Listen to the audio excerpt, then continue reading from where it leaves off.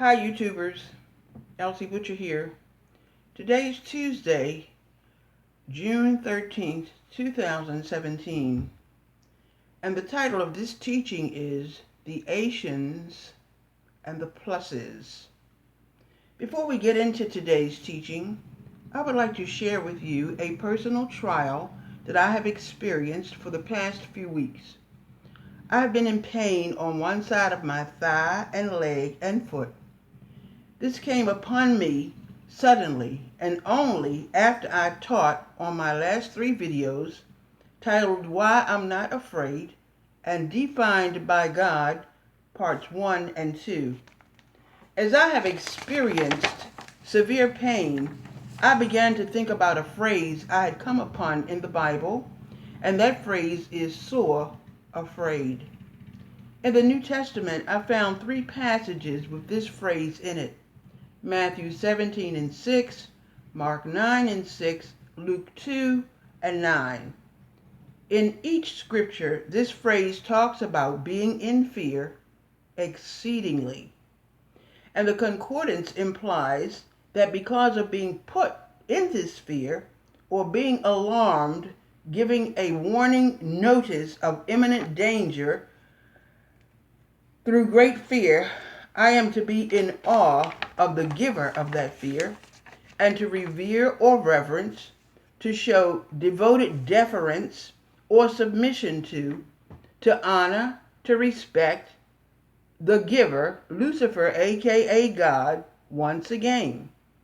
The word sore means any source of pain, irritation, grief, distress, etc.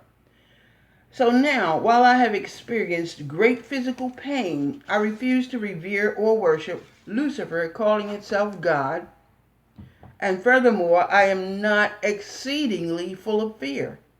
But I do comprehend better why most people I know have resigned themselves to slavery on the down low, and why they continue to praise and worship and submit themselves to a wrathful God. Nobody wants to suffer pain. But in my case, I know that Lucifer, aka God, is not my father and not my master. I have the right to be in this earth and to express truth freely. So I resist darkness, including all attempts to break my spirit and to muzzle my voice. I will talk about the power of resistance in this teaching. Now, to share with you some of what I have learned about the words ending in ATIONS, ATIONS. Included in this teaching will be the words tergiversation, condemnation, anticipation, fascination, infatuation, and liberation. Some of the plus titles will be resistance, immunological challenges, immunosuppression, and the immunoresponse. 1. Tergiversation. Sometime during this decade, I came upon the word tergiversation, which means the act of turning one's back on a previous loyalty, becoming a renegade, or one that denies or says no, rejecting what is true, one that refuses to recognize or to acknowledge others, or refuses to accept, to approve of, and to regard as proper and true those individuals that are distinctly different and worthy of approval and appreciation. A tergiversator is also a traitor, or one that betrays. Sometimes as a slave is forced to betray, to hand over. 1. To deliver, to surrender a person or persons to others that are very different from those that are surrendered. And 2, for the word traitor, one that distributes or doles out those surrendered persons as shares to members of a group.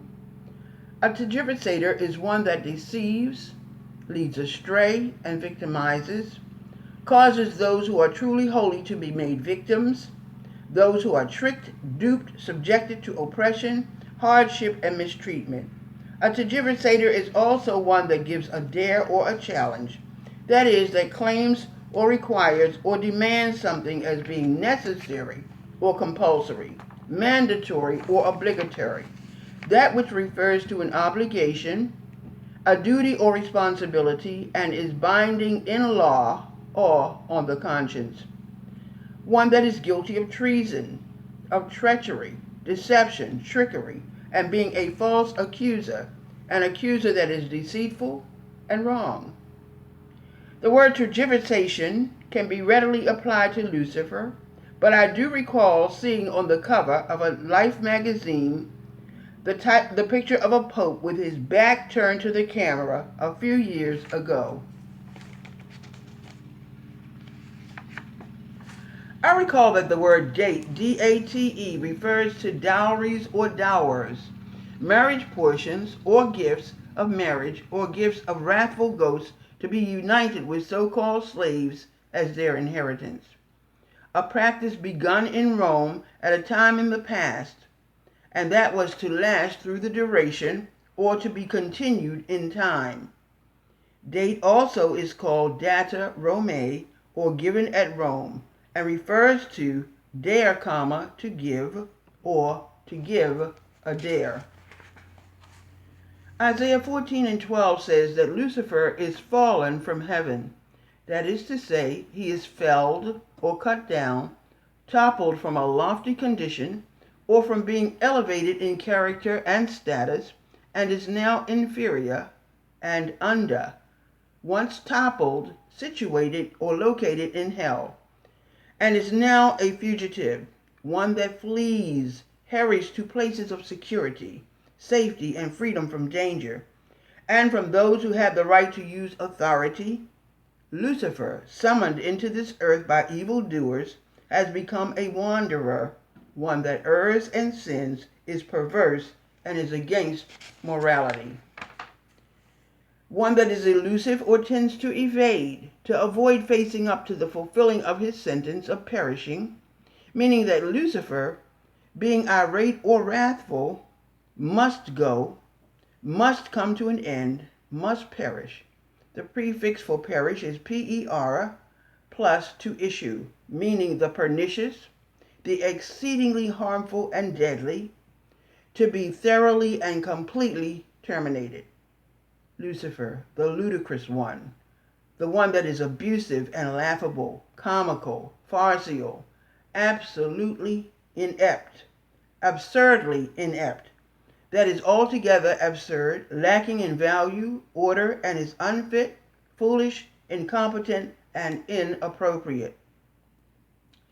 Furthermore, Lucifer, aka God, is ridiculous or preposterous, meaning being unjustified and unentitled, not being entitled, not having a proper title, not designated, not selected nor appointed by authority, and not having proper grounds to seek or to claim anything. The prince of darkness is incongruous, incompatible, exaggerates or tells intentional lies, and gives disinformation or false information to obscure the truth. After falling, Lucifer did weaken the nations, according to Isaiah 14:12. The nations being the heathens, as promised to the Jews and others as an inheritance, according to Psalm 2:8.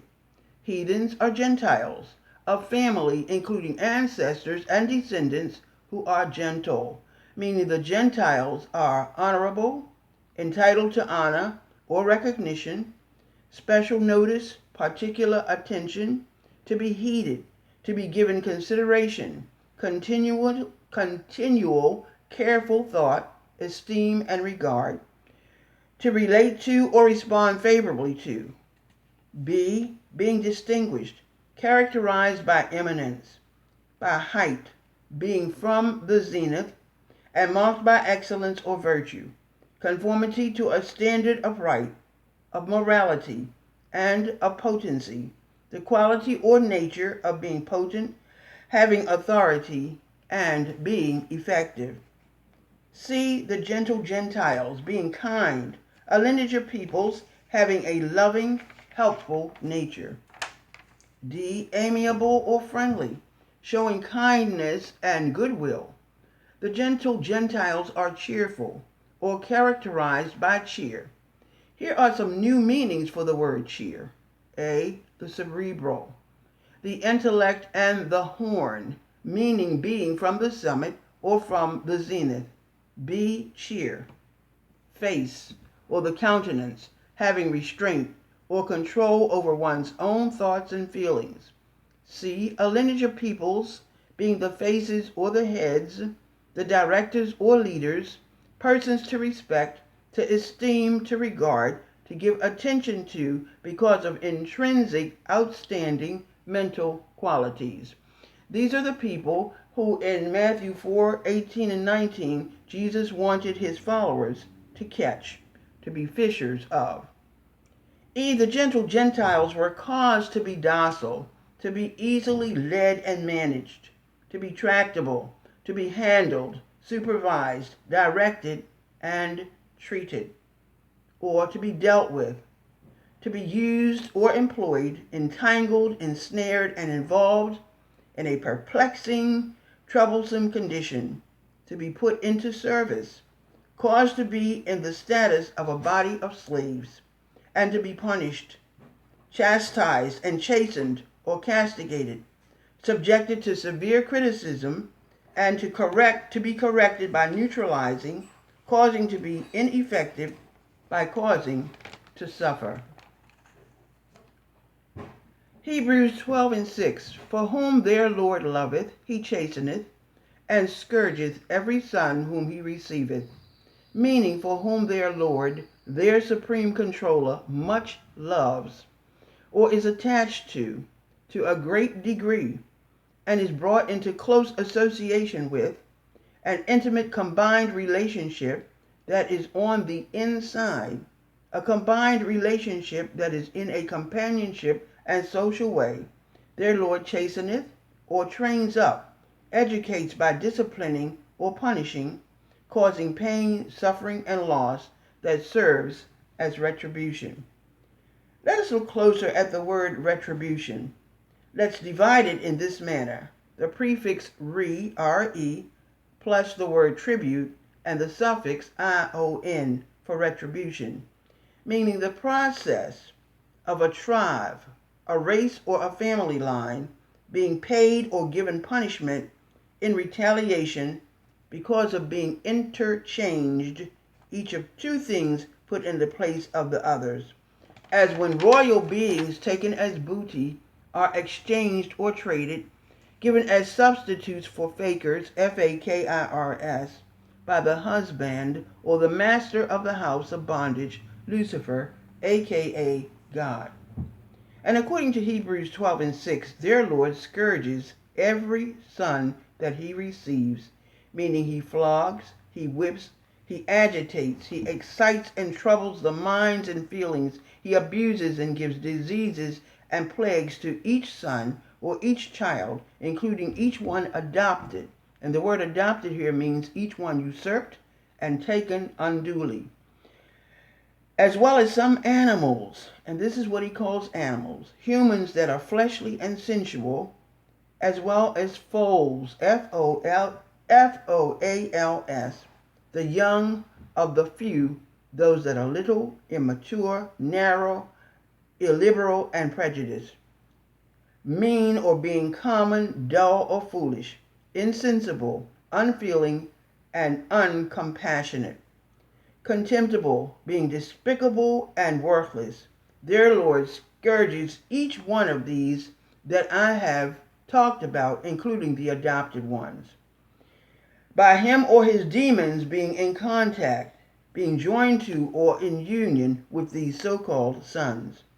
Refer to Isaiah 41 and 14 for the few Israelites, and in the Strong's Concordance for the description of Adam's family as being commoners and mean people of low degree, as being among those that their Lord receives, meaning every so-called child that Lucifer acquires, that he seeks and obtains or gains through planned action, takes or seizes physically, or adopts, takes persons of consequence or importance, but brought into existence by another, he causes to be near to himself, or he receives and delights in. That is to say, he is amused by and gets satisfaction from, or payment, requital, retaliation, or revenge. These persons are near because of contact, as I've said before, demonic forces being besides, B-E-S-I-D-E-S, being together with and keeping or restraining, keeping their hostages from carrying out or accomplishing and fulfilling, from exhibiting or displaying for public inspection, and from expressing or speaking truth. Lucifer, once fallen, did weaken the Gentile nations, or did one subvert, undermine, or pervert, corrupt, and ruin insidiously the nations by being seated, stealing a place of authority inside of persons of authority, and by secretly ambushing.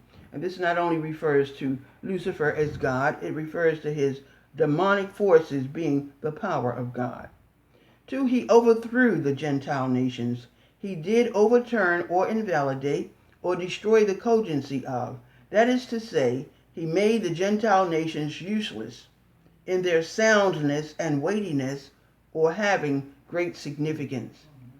3, he reversed. He turned the Gentile nations back, or caused us to change from a previous course, become discomfited, having plans frustrated, and becoming embarrassed, that is, being placed in doubt and perplexity, puzzlement, and confusion, and caused us to become entangled, trapped, bewildered, caused to lose our bearings, to miss, to fail to sense and experience rightful orientation, or rightful arrangement, proper alignment, and proper appointment, the positions or rightful designations to which we belong. Remember, the Gentiles are taken as slaves, conquered, searched for, and overcome by getting the better of, by force, by violence and vehemence, by strategy, calculation, cold, heartless planning to promote self-interest. Enslavement is to be reduced to slavery, to be subjugated or yoked to under, united or connected with those from hell. Lucifer, aka God, speaks and acts through his slaves. Once again, Jesus, aka Jehovah, aka Lucifer, are the same non-entity. Lucifer fell and weakened the Gentile nations, and Jehovah, according to Psalm 2 and 8, gave these same Gentile foreigners or non-Jewish outsiders to the Jews and to others who asked of him. And in Matthew 4:18 and 19, Jesus calls his disciples to be fishers or catchers of these noteworthy individuals. See the concordance for further clarification. This concludes part 1 of this teaching, the ATIONS and the PLUSES. Part 2 is coming up. I am Elsie Butcher. Until then, and I thank you for listening.